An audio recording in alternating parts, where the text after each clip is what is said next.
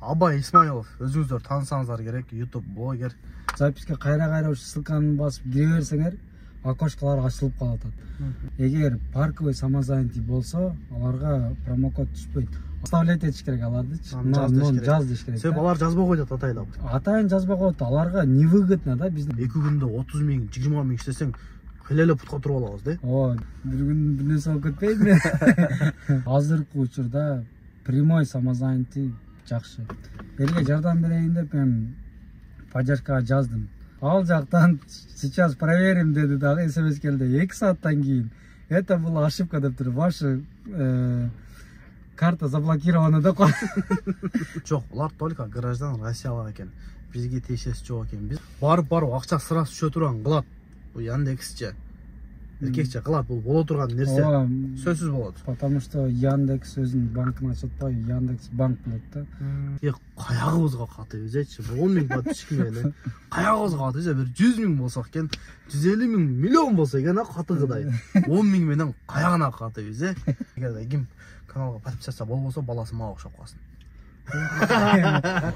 Нантып туруп, жан машина чапсам болот, эле чабып бересиң дейт. Мынтип туруп өзүңөр машиналарга бир чабып көрсөңөр билинет. Туугандар, ассаламу алейкум. Азыр Беканын жанына келдим. Южно-Портовой 30Б-га. Өзүңөр билгендей эле бул жерде оклейка, тонировка, аккаунттарды ачат, ошондой эле машинанын жылдарын көтөрүп, Комфорт Плюс экзаменден жыгылып калган болсо, ошолорду кылып берет. Анан кийин жазып сурап калып атышат. Болот, 6 айга блокировка болду, Комфорттон Комфорт Плюстон ошолорду кылабы дейт. Толук маалымат азыр ичкери кирип туруп, Беканын өзүнөн сурап берели. Жүрүңүздөр. Бека, салам алейкум. Сиз окшакчы? Катырып атасыңбы? Катырып атат. Иш мурда кызы жүрүп атат экен. Жакшы жүрүп атат. Мына машина полный сыйрылып тур, а? Сыйрылып чаптап атат го. Мынага сыйрылды. Не болот, кандай свет болот? Бул жолтуй болот, а? Жолтуй болот. Маты жолубай иши кылып, маты кылба. Обычный эле. Ошол туугандар. Эгерде оклейкалоо, расклейкалоо, сыйрып кайра жабыштырыш кызмат болсо, телефон номерлерди, адресин экранга жазып койдум.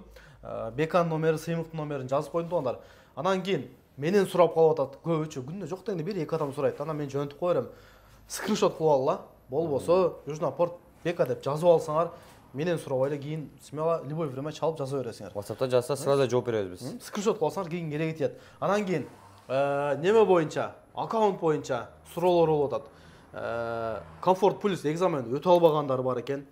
Комфорт Плюс, комфорттор немелери рейтинг түшүп култанып калгандар бар экен, 6 айга. Култанып калгандар бар. Ошолорду да кыласыңар? Олорду ачып беребиз. Ачып бересиңер. Жарым сааттын ичинде ачып беребиз. Жарым сааттын ичинде, жана экзаменде. Анан кийин жана рейтинг түшүп кеткен болсо, рейтингде 479га түшкөндө култайт, а? Култайт. 480ге көтөргөндөн кийин туугандар, сразу жазсаңар, 6 ай эмес, 1 айдын ичинде ачылат аккаунт. 6 айдын ичинде 6 айга жаап коет го. Ошону эле кайра бизге жөнөтсө, биз жарым сааттын ичинде ачып беребиз ошону. Анан кийин дагы жана Комфорт Плюс боюнча дагы экзамен келип калып атат, 3 попытка берет, 3 попытка өтүп калсаң 7 күн эйин алат. Серьезный нарушение болгондон эмес. Нарушение болгондо. Анда мен группадан көрүп калып атам, көбүнө келип атат экен, эмне кылабыз, өтө албагандар да бар экен. Анда өтүп бересиз. Анда өтүп беребиз. Аккаунттар ачылып атат. Левый, оригинал. Оригинал. Пока иштеп атат парк. СМЗ деп пока не болду элек, паника жок. Ошол туугандар, аккаунт боюнча, ошол Комфорт Плюс экзамендер боюнча кайрылсаңар, колдон келишинче жардам берет. Өтө кымбат кылбайсыңар бирок, а? Жакшы мамиле. Жакшы эле. Амни мамиле. Саат канчадан канчага чейин? 10-дан 10га чейин чалып неме кыла берсе болот. Чалганда албасаңар, бирок звоноктор көп да, тура түшүнсөңөр, СМС жазып койсоңор, бошор менен эле жооп берет. Оклейка, тонировка, бренд, сренд, госполаса, аккаунт боюнча кызмат болсо, чала бересиңер. Билесиңер, ушул жерде постоянно реклама кылабыз туугандар. Болсо, звонок кылбай эле келсеңер, ушул жерде болсоңор. Ушул жерде болот. Келе бересиңер. Южно-Портовой 30Б, 10-дан 10га чейин Бека кызматта. Кызматтабыз туугандар, келе бергиле. Ассаламу алейкум, урматтуу мекендештер, Болотуу каналынын көрүүчүлөрү, катталуучулары. Туугандар, амансыздарбы?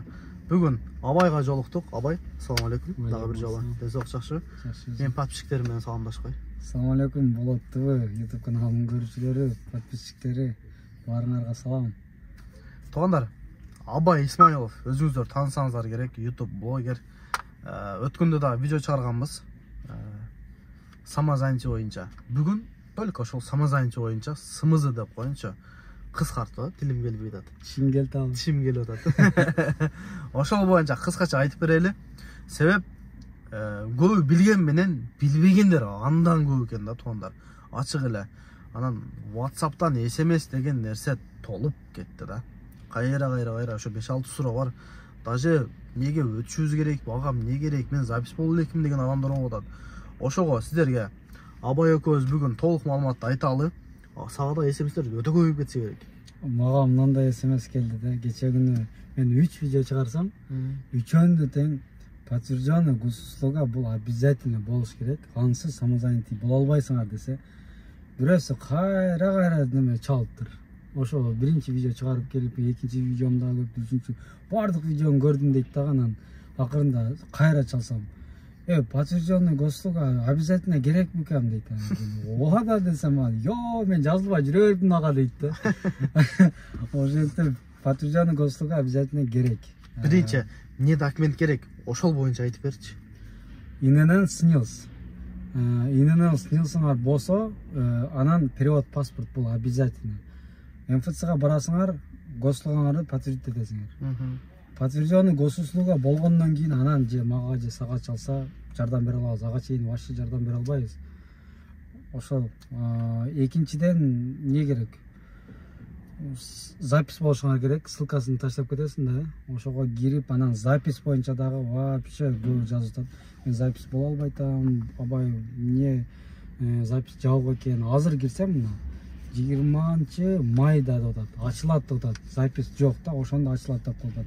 Бирок туугандар, запись болуш үчүн ар саатта, ар мындай жарым сааттабы, 10 мүнөттөбү кирип мынтип записке кайра ушу ссылканы басып кире берсеңер, окошкалар ачылып калып атат. Сразу жазылып аласыңар. Анан майдын паланчасына деп жазылыштын кереги жок да. Ошо окошканы эле күтүп туруш керек болот да азыр. Кээ бирде неме болуп калат да, баягы запись отмена кылып коюп атат да. Ошого ачылып калып атабы? Жок, не только запись отмена эмес, мисалы башка областтардагы болот го. Ошолорду мынтип карап туруп эле алар жазылып атат дагы запись болупчу. Анан алар уже система карап туруп, бул башка област экен деп туруп эле сразу окошканы ачып коюп атат да. Ушундай. Анан кийин ошол туугандар самозанятый болуш үчүн госуслугаңар подтвержденный болуш керек. ИНН снилсыңар болуш керек. Перевод паспорт болуш керек. Перевод паспорт ал МФЦга барса, же восстановить эткенге дагы, подтвердить эткенге дагы перевод паспорт. Мындан азыр көрсөткүн, жанагы азыр мына жерде отурсак да бирөө келди. Мен запись болуп атам деп тура эмес басып атты, ошо басканда көрсөтүп коелучу, кайсыга кирдиң? Жок, биринчи консультация деп турат. Ал жакта скриншот. Азыр кайсыда ошол? Бул жакта эмес да, жана мен ссылка менен запись болот го. Консультация деген сен скриншотту коюп кой ушул жерге. Консультация, анан консультации вопросы деген бар. Ошого кире бересиңер. А экинчисинде стать парковый самозанятым деп тур. Ошо биринчисин басыш керек. Биринчисин басыш керек эгер прямой самозанятый болом десеңер. Анан кийин Яндекстин офисине барганда көбү неме кылып атат, кээ биричи парковый самозанятый болот. Ал жерге барганда эмнеге келдиң дейт, парковыйбы же жөн эле самозанятыйбы дейт. Силер биринчи самозанятый болгула, парковыйды кийин эле боло бересиңер. Главное самозанятыйды аштырып алгыла, анан кийин кылдырасыңар. Чынбы? Азыр сен айтып атасың да, биз эмнеге биринчи самозанятый болгула прямой деп атабыз. Мында экөөбүзгө дагы выгода бар, и аларга дагы выгода бар. Эгер парковый самозанятый болсо, аларга промокод түшпөйт. Азыр биз бул видеону мындай ачыгын эле айтайлы. Эмнеге тартатабыз? Промокод алыш үчүн тартатабыз туурабы? Анан ошо элге информация берип кетиш үчүн. Эгер парковый самозанятый болсо, промокод бербейт. Прямой самозанятый болуп же болоттун же мен промокодун терсеңер, барып айткыла. Анан бул эң важный информация. Ошол жака барып туруп, силерди регистрация кылып атканда, огородный проездге, Яндекстин офисине барганда, у меня есть промокод деп коюшуңар керек. А то болотко окшоп барып, өзүнө талкан жутуп алгандай болуп. Сен эмнени карап жүрдүң аяқта? Иллюстраларды карап жүргөн окшойсуң. Жакшы экенде. Ошолорду карап отурбай, айткыла, менде промокод бар, заставлять этиш керек алардычы. Жаз деш керек. Себеп алар жазбай коет атайлап. Атайын жазбай коет, аларга невыгодно да, биздин промокодубузду жазып, анан буга дагы 2 промокод берип, буга дагы 1 промокод берип, общий ошондо бир адамдан примерно минус 13 000, 14 000 минус кетип атат да. Аларды эмне минус кетсин, лучше жазбай эле койгон жакшы да.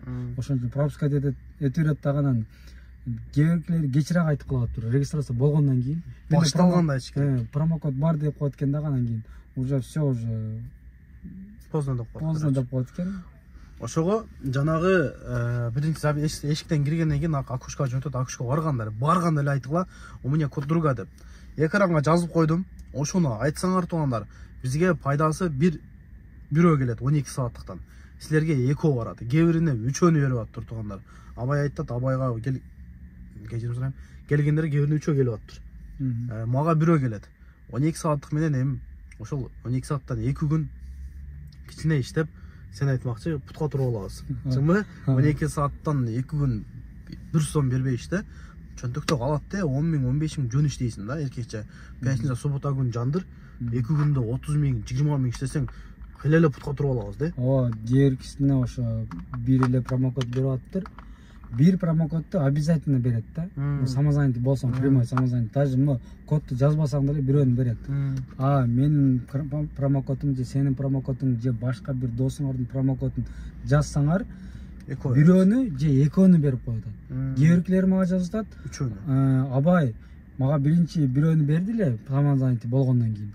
Андан кийин сен ошо промокодуңан деп дагы экөө келди дегендер болот да. Кээ биркилер да бир эле экөө эле келди, общий. 3өө келди же 2 эле келди деп атат да. Ошо. Эми ошону айттабыз. Бизге 12 саат промокоддон бирөө суроолор болсо жазгыла, жооп беребиз. Биздин ошо мен кодумду жазган болсоңор, картаңарга жөнөтсөңөр 5 рубль которуп коебуз. Анан жардам керек болсо дагы ушундан да түшүнбөй аткан болсоңор, WhatsApp номерди дагы жазып койдум. Сурооңор болсо берсеңер, колдон келишинче билген нерсебизди айтабыз. Бул жерде менин WhatsApp'ым болот, Абайдыкы эмес. Абай уже чачтар тика туруп калыптыр. Анан сен бир 100 да алдың дедің, а? Азыр көрсөттү 100дөн ашып кеттир промокод. 100дөн ашып 120га жакын. Ар бир адамга 500дөн которуп атасың. Ар бир адамга 500дөн которуп атам, бирок ошо примерно мындай 110 дейин, минимальный кылып айтайын. 110 промокод алсам мен, ошондон бир 15 киши эле жазды. Мен акчамды которуп кой же мен сенин кодуң тердим эле депчи. А так ошо калганы мага жазбайт. Жазсаңар туугандар, мен фамилия, имяңарды сурайм, водительскиңердин номерин сурап калышым мүмкүн, если что. Потому что мен билишим керек да, именно кимден түштү мага промокод. Поддержкага жазып сурайм. Ушул досум менден барды эле, мага промокод түштү десе, ал саат мынчада, мынча күнү түшкөн деп уже полный данныйларын жылытып коет да. Ошого эми кээ бири бул бала жакшы видео чыгарат, өзүнүн бирашка деп туруп жазып, кээ бири акчага койчу акчаны деп 500 сом деп коюшу мүмкүн да. Жок туугандар, жазгыла. Биз беребиз деп атабыз, беребиз, түшүнбү? Герклер болуп атат ушинтип. 500 сомго чоңойчу деп. Өткөндө айттым, бир 3-4 болду да. Аларды эми мен барып консультация кылып, анан жардам берип жүргөм да, жанагындай гост мойнологун регистрация кылыпчы, ошондой кылып жүргөндөр, братандар, жинде болбочу, мен 500 сом эмне сурамак элем сенден дейт да. Бирок туугандар, жаза бергиле, бул жерде уялыштын кереги жок. Эгер мен промокодумду жазган болсоңор, WhatsApp'ым, YouTube каналыма өтсөңөр, WhatsApp номерим ошол жакта жазылган. Жазсаңар, мен 500 сомду которуп коем. 5 рубль отуруп коюп чай ичип койсоңор. Ото халявага жашап эле, Яндекске дагы бербей, элге дагы бербей, бир күн бир нерсе болуп кетпейби? Ошол туугандар, ошол мойнолук ачышыңар керек. Налоговыйга барып, офиске барардан налог сөзсүз ачып алгыла. Тинькофф карта алып алгыла болсо, ал жактан берет, өзүңөр бул жактан заранее кылган болсоңор жакшыраак. Анан парковый самозанятый менен самозанятыйнын кайсы бири жакшыраак азыркы учурда? Айырмасы бул жерде азыркы учурда прямой самозанятый жакшы. Ким боло алса эгер. Кимдер болсо, мүмкүнчүлүгү барлар. Булар кимдер болот? Өзүнүн машинасы барлар, эч кимден зависеть этпегендер. Анан выкупка же лизингке алып машинаны. Мен, короче, өзүм любой паркта иштей алам деген кишилер болот да. Беркинде арендада жүргөндөр же бирөөдөн зависимыйлар уже парковый самозанятый. Ал мисалы парковыйлар азыр ошо биз налог төлөп атабыз го, 4,5%, 6%ке чейин налог төлөп атабыз го. Ошонун үстүнө дагы бир 1-2% дагы кошуп төлөп калабыз да. Алардын эмеси болот да, мындай имеет этет да бизден. Прибыли болот ошо. Ошон үчүн азыр кимдер эгер бирөөдөн көз каранды болбосо, прямой самозанятый болгула. Азыр эми парковый самозанятыйлер, кээ биркилер азыр подключашкалар өчөт деди го. Бүгүн 24 ya. 22-синен уже полный өтүш керек эле. Бирок 26-сына чейин отсрочка өтүптүр. Потому что өткөндө налоговыйдан задержка болуп, вообще базалар иштебей калган. Оптун барып алып водительдер. Кечке самозанят болуп базасы иштебей калыптыр да. Ошондо базасы иштебей калганда ошо эмеселерге дагы 4 күн кошуп бердик деп налоговый өзү отсрочка өтүптүр. Анан парковый самозанятый болсоң ала албайсың. Промокат ала албайсың. Самозанятый болсоң промокат аласың. Самозанятый болсоң промокат ала аласың. Анан кийин Анан дагы отличиялары прямой самозанятый болсоң бул 4,5%тен 6%ке чейин налог төлөйсүң. Ошо заработок грязный суммадан бул. А парковый самозанятый болсоң 6,5%тен 8,5%ке чейин налог төлөйсүң. анан кийин самозанятый болгондо мен кечеге иштегенмин. Ошо 10 заказдан ашыгыраак кылганмын. Акчасы мага 2 күнүнөн түштү. Эртеси эмес, анын эртеси күнү саат 11лерде түштү. Анан парковый болсоңор акчаңарды любой время да парктан чыгарып ала бересиңер. Самозанятый болсоңор ошол 1 күнүнөн же 2 күнүнөн түшөт экен. Точнее, эртең 9дан 9га чейин иштесең, эртеси күнү обедте түшөт экен. А 9дан кийинки иштегеним уже бүрсү күнү түшүп калат экен. Өткөндө сен видео чыгаргансың. Мына Яндекс карта. Бул менен иштесеңер, акчаңарды моментально чыгарып аласыңар дедиң. Ошол боюнча айтып берем мен. Ал, короче, вообще бир жагынан күлкүм келет, бир жагынан да ыйлай берейин дейсиң да. Неге чалдым деп? Эмнеге чалдым деп. Айтып берчи ошону элдерге. Мен өзү 6-7 ай мурун жана Яндекс картаны алып, Яндекс жаңы реклама кылып баштап атканда, алып эле ошону кайра поддержкага жазып отуруп активировать этип алгам. Анан менин күнүмкүсүн иштеген акчам, мисалы азыр заказ жеткиздимби, мага Яндекстен түштү, сразу ошо Яндекс картага түшүп калат эле. Любой время вывод кылып, анан бирөө перевод 100 миңге чейин, 150 миңге чейин перевод кылып. Ошону эмне кылдың? Бир айына. Анан кийин ошентип отуруп, кече күнү элдер кайра мага жазды. Сен неге Яндекс картаң бар? Сен неге? Мен дагы YouTube'да айтып койгом да, биринчи видеомдачы. Мына, короче, мен мындай Яндекс картам бар, ошону алып алсаңар, күнүмкүсүн күндө түшөт деп. Айтып койсом, элдер неге сага сеники бар дагы, же элге туура эмес информация бергенсиңби, эмне андай болду, бизди активировать этпей атат, только РФтерге. Анан азыр уже дорабатывать этип коюптур да, жанагы. Мурда жазсаң, уточним деп туруп, 2-3 саат жоголуп туруп, анан жооп бере албайт эле да. Азыр болсо уже автоматически СМС келип атат. Только для граждан РФ деп сразу жооп берип калат да аларчы. Анан ошентип отуруп, элге жардам берейин деп мен поддержкага жаздым. Здравствуйте, я хочу помочь людям. Я свою карту активировал, вот эту Яндекс карту, я гражданин Кыргызстана. Почему другие не может активировать деп жазсам, ал жактан сейчас проверим деди дагы СМС келди 2 сааттан кийин. Это была ошибка деп туруп, ваша карта заблокирована деп кой. Короче, түшпөйт да менин сага адашкан экен да. Ооба, мага адашып, мени ошо активировать этип койгон да. Ал жактан. Азыр эми Тиньковко күнүм калды. Мен деле обычный силерге ошо эле бүгүн иштегеним эртең түшүп атат ушул. Болсо бир күн түшөт. Ооба, 4 күн болду. Анан кийин ошол боюнча айтайлы, ошол картаны алсаң акча сразу түшөт экен дейт. Жок, булар только граждан Россиялык экен. Бизге тиешеси жок экен. Биз ошол иштегенибизди эртең алабыз, болсо бүрсү күн алабыз. Анан мунун мисалы күндө иштеген болсоң, самозанятыйдачы, билинбейт экен да. Мурдагы иштегениң бүгүн түшөт, кече иштегениң бүгүн түшүп, ушундай короче чөйрөт экен. А бир күн иштебей өсөң, ошондо акчаңда берекеси болуп калат. Бөлүп түшүпчү. Чынбы? Эми билбейм, мисалы бирөөгө дагы плюс 2% налог төлөп кошуп берип төлөгөндөн көрө бир күн күтүп койгон жакшыбы, же 2% налог төлөп коюп ашыкча калаган маалда сымать этип алган жакшыбы. Ошол да. Анан азыр кээ бир айтып калат, Яндекске барганда бизге айтып койсоң, парковый самозанятыйга деп. Жок туугандар, биринчи силер самозанятый болгула. Пока. Анан кийин парковыйга боло беребиз. Эртең дагы бул барып ачык эле да, мынтип ойлонуп көргөндө барып акча сразу түшө турган кылат. Бул Яндексче. Эркекче кылат, бул боло турган нерсе. Сөзсүз болот. Потому что Яндекс өзүнүн банкын ачып атпай, Яндекс банк болот да. Мисалы Сбербанк, Тинькофф банк деген бар го, ошондой эле банк болот.